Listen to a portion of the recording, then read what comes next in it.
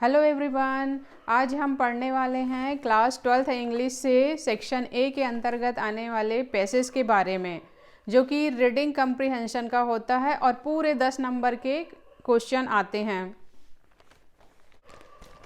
तो पैसेज को कैसे सॉल्व करना चाहिए, जो क्वेश्चन दिए रहते हैं उसको पढ़ना चाहिए, तो उससे समझ में आ जाता है कि पैसेज में क्या लिखा हुआ है।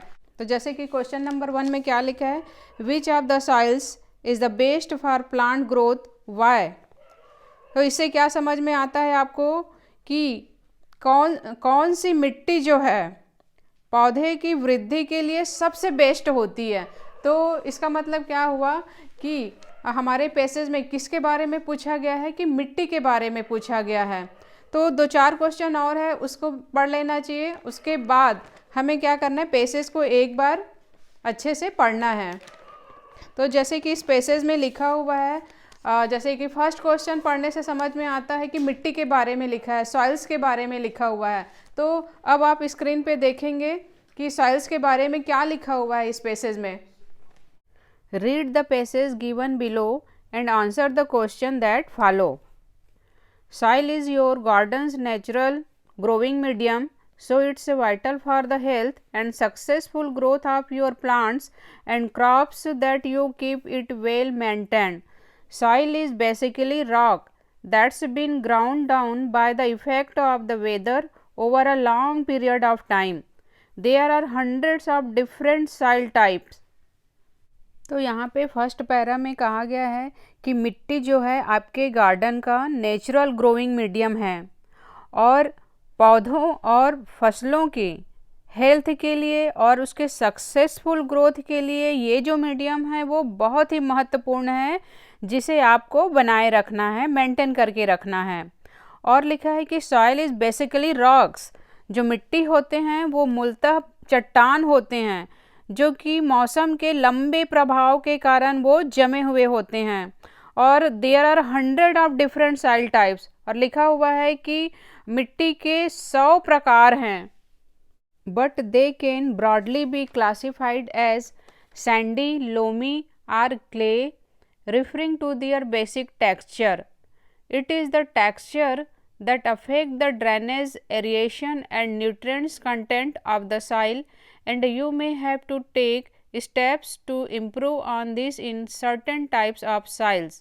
Sandy soils feels gritty when dry, and even its wet particle will not stick together.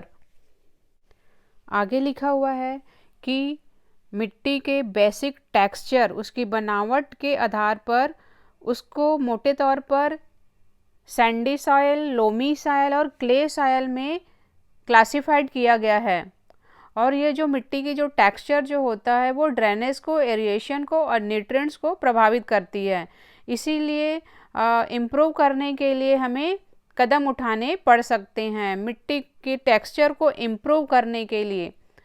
और रेतीली मिट्टी के बारे में लिखा है कि जब ये ड्राई होता है तो बहुत ही ग्रिटी हो जाता है, रवे के समान हो जाता है, और even its weight particle will not stick together, और यहाँ तक कि इसके जो गीले पार्टिकल्स हैं वो भी आपस में नहीं चिपकते हैं, क्योंकि ये रेतीली मिट्टी होते हैं।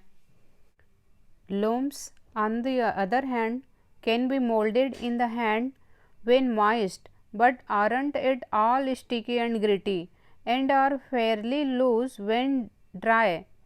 Clay soil is sticky and smooth when wet, but becomes polished when rubbed and baked hard when dry. A loamy soil is a well balanced amalgamation of sand, silt, and clay, which combines excellent drainage with sufficient moisture retention to assure good growing condition for most plants. It's fairly easy to look after, although loamy soils do benefit from regular application of well rotted organic matter to prevent tightly packed.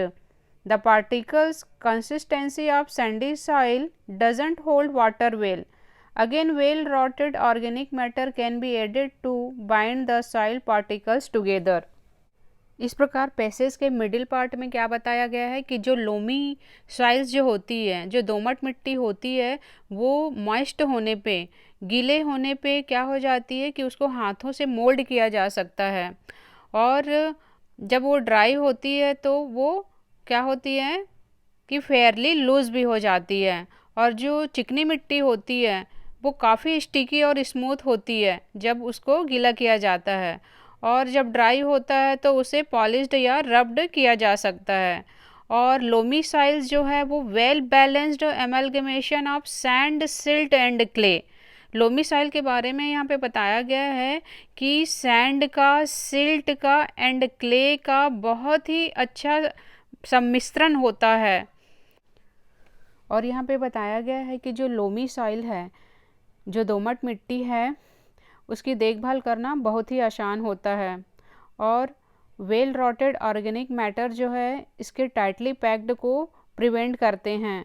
और जो Sandy soils है, जो रेतीली मिट्टी है, वो water को hold नहीं करती है, और वेल रॉटेड ऑर्गेनिक मैटर जो है सॉइल पार्टिकल्स को बांधे रखने का कार्य करती है। अब देखेंगे last para. There are various methods of improving soil in texture.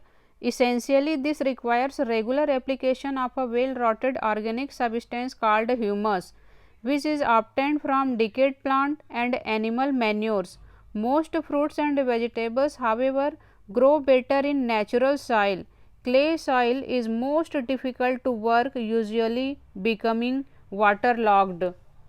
अब लास्ट पैरा में क्या बताया गया है कि मिट्टी के टेक्सचर को इम्प्रूव करने के लिए कई मेथड हैं, और किस प्रकार के मेथड हैं जिसके रेगुलर एप्लीकेशन से इम्प्रूव किया जा सकता है। तो वेल रॉटेड ऑर्गेनिक सब्सटेंस, जिसको क्या कहते हैं, ह्यूमस कहते हैं, उससे सॉइल के टेक्सचर को इम्प्रूव किया जा सकता है। और जो कहाँ से ऑब्टेन किया जा सकता है, तो decade plants and animal manure से प्राप्त किया जा सकता है।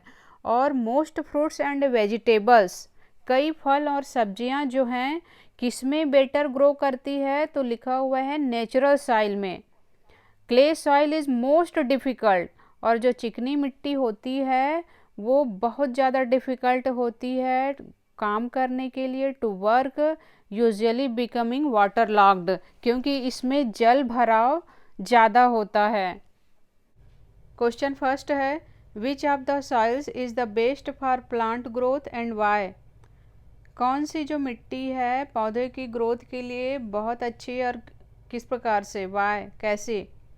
तो loamy soil is the best for plant growth as it well balanced mixture of sand, silt and clay. Question number 2 है, what do you know about the clay soil. चिकनी मिट्टी के बारे में आप क्या जानते हैं। तो clay soil is sticky and smooth when wait.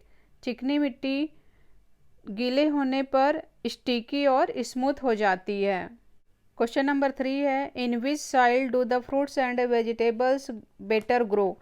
मतलब किस प्रकार की मिट्टी में फल और सब्जियां अच्छी ग्रो करती हैं।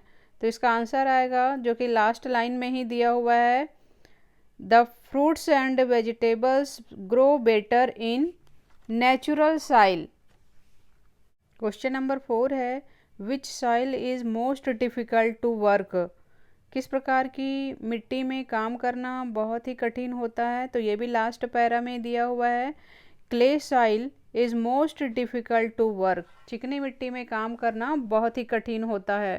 Question number 5, how can texture of the soil be improved. मतलब मिट्टी का जो टेक्सचर है, बनावट है, उसको कैसे सुधार किया जा सकता है। तो इसका भी आंसर लास्ट पैरा में दिया हुआ है, the texture of soil can be improved by applying a well rooted organic substance called humus, जिसको ह्यूमस कहा जाता है, जो कि वेल रूटेड ऑर्गेनिक सब्सटेंस है, उसको अप्लाई करके मिट्टी के टेक्सचर में सुधार किया जा सकता है। एक और क्वेश्चन है, find the words in the passage which have similar meaning as. दो शब्द दिया हुआ है यहाँ पे, क्लाइमेट, दूसरा वेट। तो क्लाइमेट मतलब वेदर होता है, तो इसका आंसर वेदर होगा, फर्स्ट पैरा में ही दिया हुआ है। दूसरा जो है वेट शब्द जो है, वेट मतलब गीला होता है, और ये मॉइस्ट या मॉइस्चर होगा इसका आंसर। तो इस प्रकार आप पेसेज को पहले पढ़ना है, उसके बाद क्वेश्चन को पढ़ करके उसका आंसर लिखना है और अच्छे से समझ करके लिखना है, क्योंकि बहुत ही इजी होता है पैसेज को सॉल्व करना। तो ये पूरे 10 नंबर के आते हैं, तो आपको कोशिश करनी चाहिए कि आपको पूरे 10 नंबर मिल सके। Thanks for watching.